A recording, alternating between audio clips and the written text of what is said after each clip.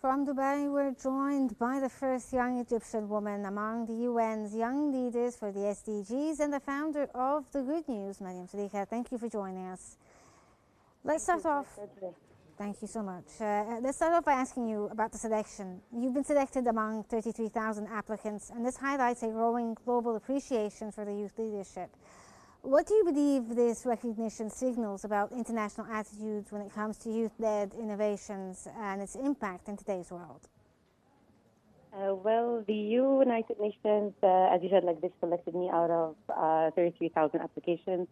And I believe what stood out in something like the Good News is the social impact, specifically when it comes to young people and how we've provided them with internship opportunities or good news or scholarship opportunities, or overall provided a space for them to be and to exist and to grow. So I believe it's a matter of impact and how each and every single member who was chosen contributes to their community positively in a way that truly adds a meaning to their contribution. So from your perspective, what can Egypt do more effectively to identify, nurture and elevate the young change makers, especially in non-traditional sectors like media, storytelling or creative entrepreneurship? I'm sorry, the voice is cutting off a bit, but I'm really asking about how to include young people in non-traditional sectors. Yes, basically, yes. How can Egypt help the young people in this sector?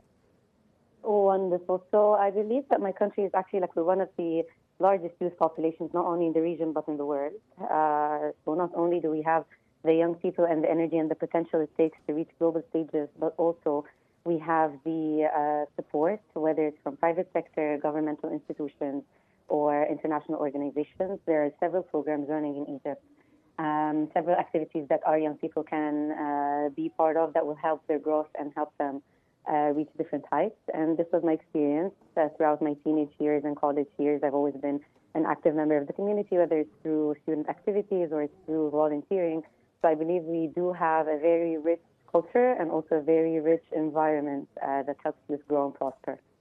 Well, you said that there's a rich culture, but also on a global scale, the platforms like, the Good News spotlights young leaders when it comes to driving change. To what extent do you think that Egypt is currently providing this platform or this arena for the young people to achieve the SDGs globally, and how can we bridge gaps? I'm really sorry, the voice is really cutting off. Okay, let me ask you again. Platforms like the Good News Spotlight, which includes young leaders trying to drive change, basically. To what extent do you think that Egypt currently provides comparable platforms for young people towards who are working towards these SDGs, while also trying to bridge gaps and address the needs of the youth? Wonderful. See, I really believe in the power of platforms and institutions to help you reach different heights. But I'm a very avid believer that every single person has a personal responsibility to reach the places that they want to reach. So it's not only the role of certain platforms that young people should have. It's a global platform. So I believe young people should not only bring their seats to the table, they should learn how to create the seats and then bring them to the table. So the way that I got into the UN system was through that I texted Her Excellency Shaman Mazrui, who was the Minister of Youth Affairs in the UAE at the time, and she was working at COP28 as the Youth Climate Champion. So I just asked her if I can be part of her team, given my communications experience, and she said yes. And I became part of the team. I became more familiar with the UN spaces. I really liked it. This is how I knew about the applications for the UN Young Leaders. So more of the story is you do not necessarily need to have the platform or the push that puts you into the global spaces, but you also need to be extremely proactive and open doors that aren't even existing. So how can Egypt strategically leverage your selection to position itself as a regional and global hub for youth engagement, innovation, as well as sustainable development?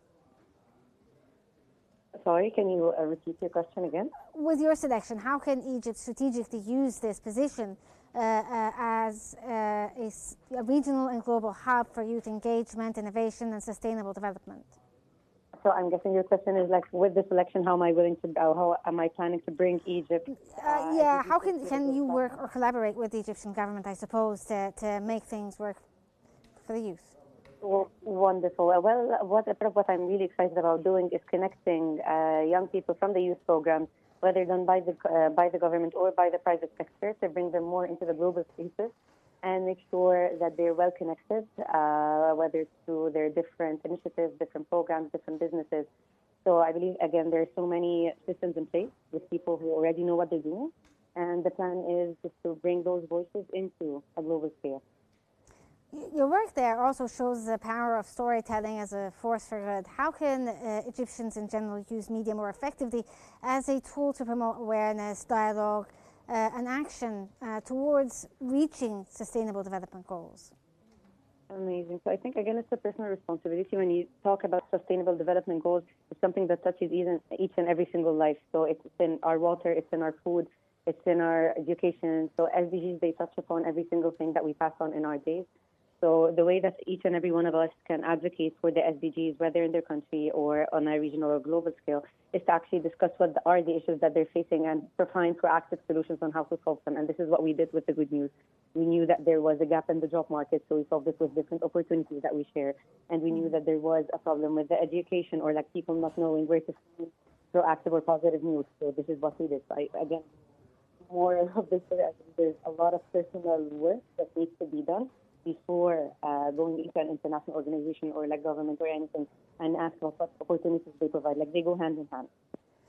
As a young woman and the founder of a leading global conversation hub, how does your journey contribute to reshaping narratives around gender equity as well as leadership visibility in this region and beyond?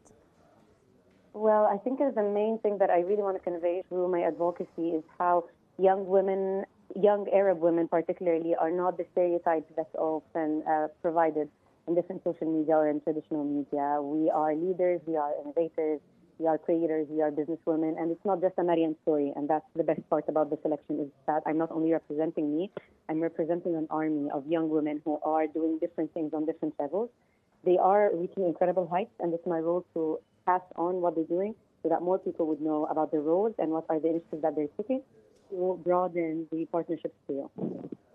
Okay, thank you so much and congratulations on your selection from Dubai. That was the first young Egyptian woman among the UN's young leaders for the SDGs and the founder of the Good News, Mariam Sadiqa. Thank you for joining us.